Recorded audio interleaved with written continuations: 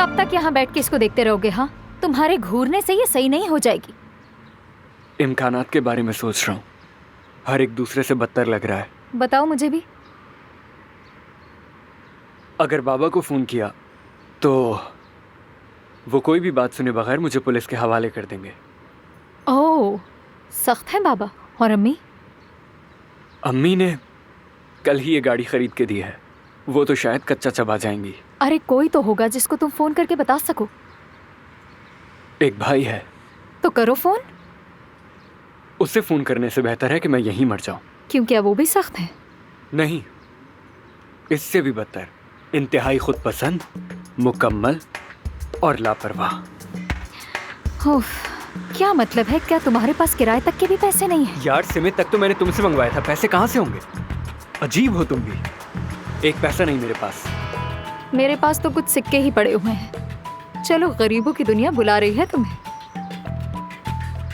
लाओ एक सिमित और दो मुझे। ये लो। तुम फोन क्यों नहीं कर रहे हो अपने भाई को? क्या पता कोई रास्ता निकाल दे वो।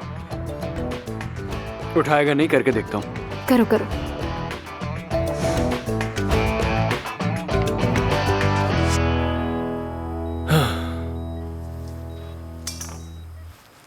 अच्छा, इनसे मिलिए, ये अफसून साहब मेरी पार्टनर। मिलकर खुशी हुई।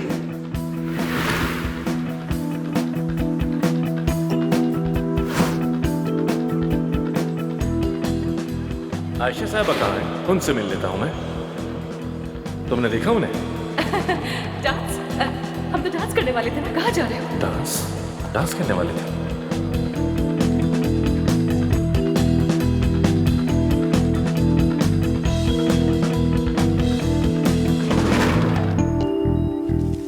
आयान, तुम साथ वाले ऊटी में जाकर देखो, कहीं मेते की पेशेंट आयशा साहबा तो नहीं? जी ठीक है डॉक्टर।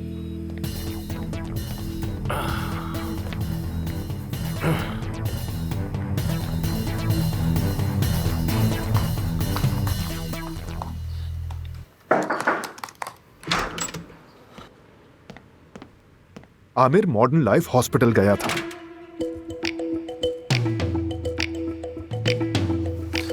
और वहां उसने एक पेशेंट को ऑपरेट भी किया है।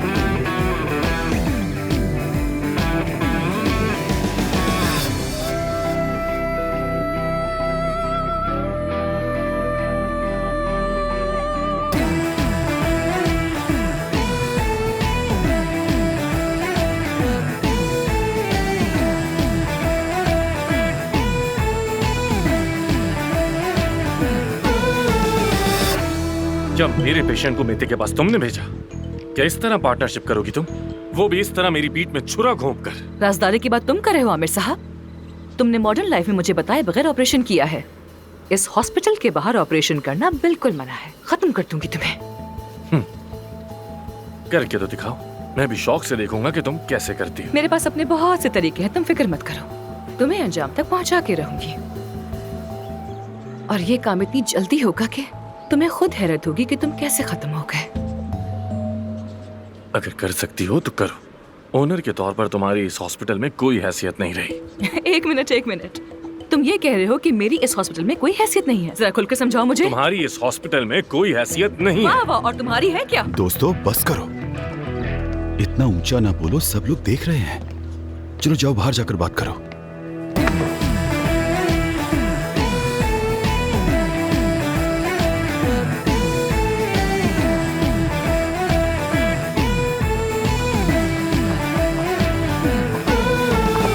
जब से यहाँ आई हूँ इस हॉस्टल में फसाद खड़ा करके रखा है तुमने। मैंने तुम्हें कई बार समझाया है कि ये कोई गांव नहीं है, यहाँ हर चीज के उसूलों जवाबित होते हैं। अगर मेरे गांव से होने का दोबारा जिक्र किया तो तुम्हें जोर की एक लात मारूंगी। हालत तो देखो, कौन है ये लड़की, किससे बात कर रहा हूँ मैं? कुछ समझ नहीं आ रहा इस फासले से तो बिल्कुल भी नहीं। वैसे मैं इस झगड़े को मुस्बत समझता हूँ, जानती हो क्यों? क्योंकि झगड़ा भी एक इजहार का तरीका होता है। वाकई में तुम लोग वहाँ खड़े क्या कर रहे हो? हाँ, तुम दोनों बहुत आहिस्ता आवाज में झगड़ा कर रहे हो, हमें आवाज नहीं आ रही। अगर जरा करीब आ जाओगे तो आसानी होगी। जरा देखो तो सही, झगड़ा, शोर, अफरा तफरी, जो कुछ चाहो सब है यहाँ। तुम्हारी वजह से हमारा इमेज खराब हो रहा है। आमिर ठीक कह रहा है, बिल्कुल ठीक। इस तरह क्लिनिक नहीं चलते, या तो सुलह कर लो या फिर अलग हो जाओ। हाँ तो बोलो फिर, आमिर हक पर, आमिर हक पर। क्या ये स्लोगन है यहाँ का? आमिर ही हक पर है। कोई हक पर नहीं है, मैं हूँ हक पर। दोस्तों, हमें कुछ देर तनहा छोड़ सकते हो? ठीक है, देखना वही जीतेगा। तुम्हें तो बहुत मजा आ रहा है ना इन बातों का। अपनी सरबराही मजबूत कर रहे हो। अगर तुम वाकई सरबराह हो तो फौरन नीचे जाके मसाइल हल करो पहले। मुझे मालूम है कि तुमने किसका ऑपरेशन किया। कौन है वो? आयदन गुलेर।